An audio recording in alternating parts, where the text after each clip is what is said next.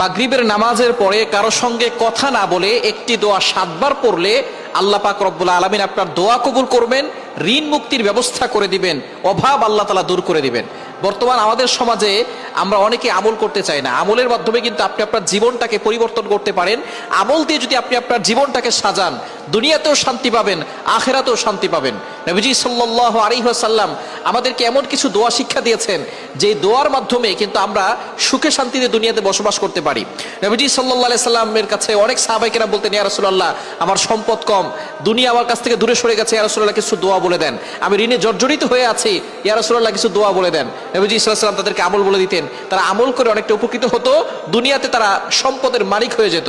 সুতরাং আপনি যদি অভাব দূর করতে চান এবং ঋণ থেকে মুক্তি পেতে চান, অনেকে ঋণের জ্বালায় জর্জরিত হয়ে গেছে, ঋণের বোঝায়, ঋণের টেনশনে তাদের চোখে ঘুম আসে না।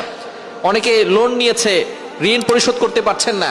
আপনি মাগরিবের নামাজের পরে কারো সঙ্গে কথা না বলে আপনি সেখানে বসে কিবলার দিকে মুখ করে একটি দোয়া পড়বেন। হযরত আলী রাদিয়াল্লাহু তাআলা আনহু বলেছেন, এই দোয়াটা যে ব্যক্তি পড়বে তার যদি পাহাড় সম পরিমাণ ঋণ থাকে, আল্লাহ তাআলা সেই ঋণ মুক্তির ব্যবস্থা করবেন এবং আল্লাহ পাক রব্বুল আলামিন তার অভাব দূর করবেন।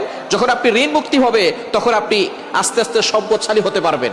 সুতরাং দোয়াটি হচ্ছে, আল্লাহুম্মা কফিনি বিহালালিকা আন হারামিক ওয়াগনিনি বিফদলিকা আম্মান সিওয়াক। এই দোয়াটা মাগরিবের নামাজের পরে কতবার পড়বেন? 7 বার পড়বেন।